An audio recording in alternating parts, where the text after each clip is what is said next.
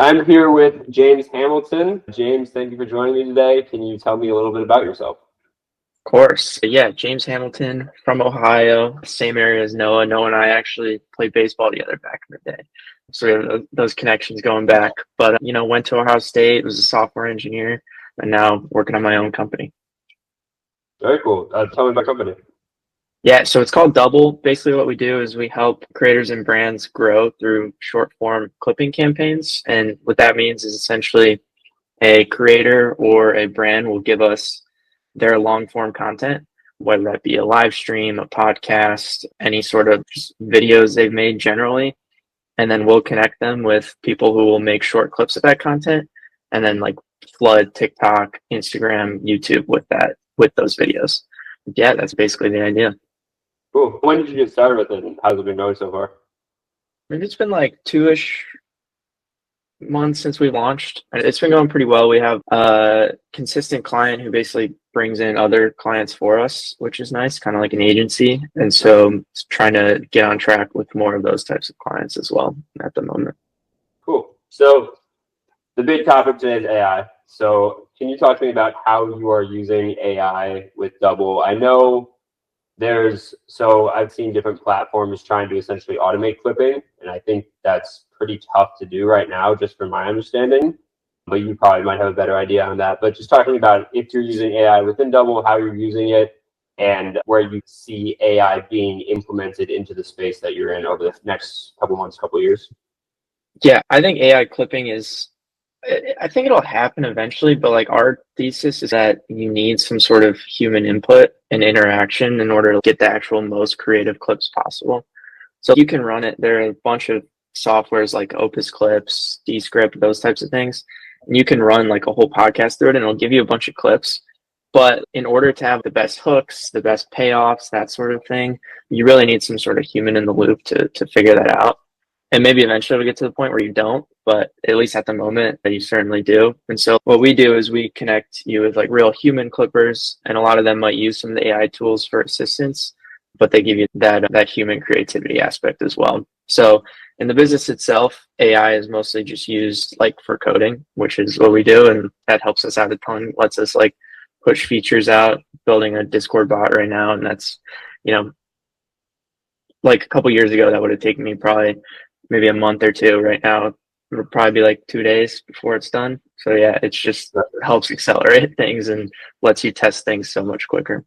What type of coding assistance are you using? Cursor, Claude Code, something different? I use Claude Code and Cursor. I pay for both, and it's a hefty bill, but I think it's worth it because Claude Code has like a $20 a month plan, which gets you a good amount of credits and usage, but sometimes you run out, and like the next plan is like an enterprise plan, which I don't want to pay.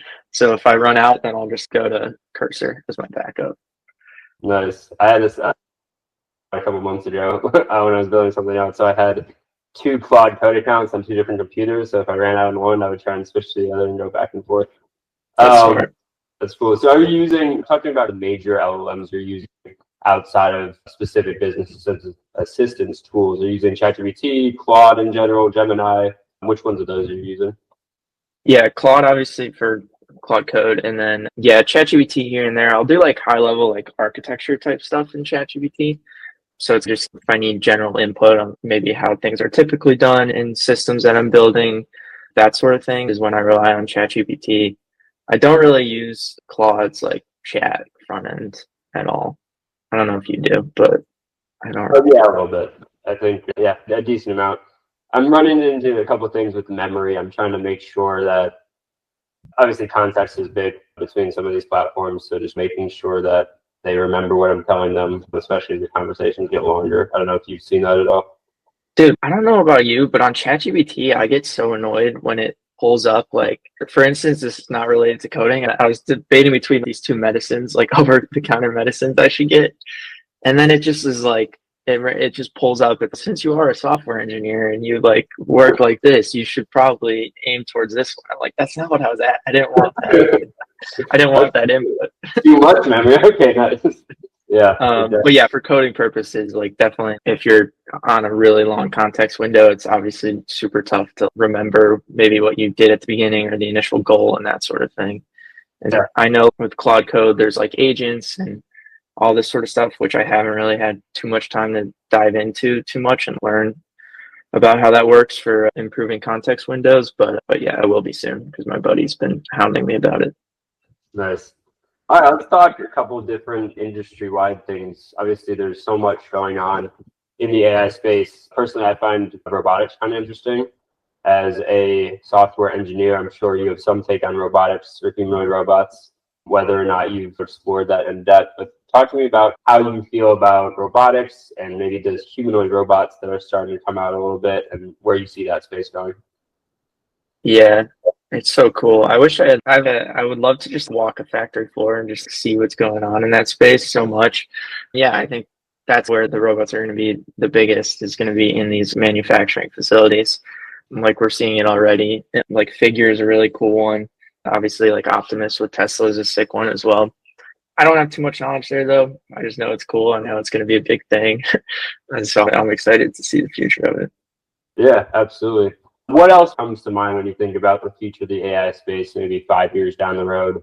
What do you think of, or kind of what excites you?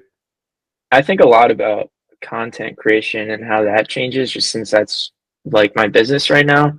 I think probably the best content creator is similar to coding, right? Like now we can iterate so much faster because of AI and it just helps us build so much quicker.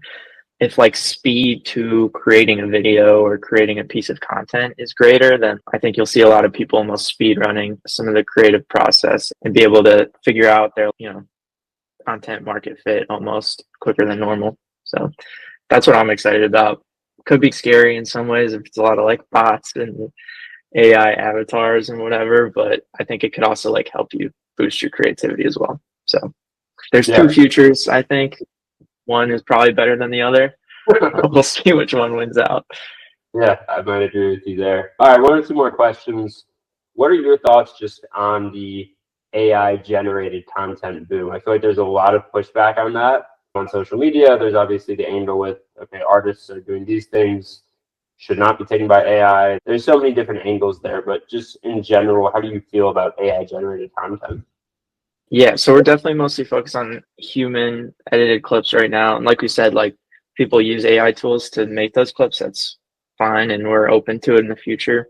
Just gonna ride the wave, see what happens. But AI generated content in general, I don't know. Some of that shit is funny. There's some good stuff in there. So I'm not against as long as it like as long as someone enjoys it, I don't necessarily see an issue with it. Obviously, maybe if you're, I don't know, taking away or stealing someone else's art or something like that, there's some issues. But at the end of the day, like if people are enjoying it, then that's good. And if people aren't, which it seems like a lot of people online are not enjoying it, then we'll slow down on it. But I think the market will work how the market will work. So if people like it, it'll stay around. If people don't like it, it'll go away. Yeah, that's a good point. Absolutely. All right, yeah, I think that's pretty much all I got for you. Anything else that we didn't talk about that you wanted to bring up? And nah, man, this was great. Appreciate you having me on. Cool. All right, James, thank you for your time. Yes, sir.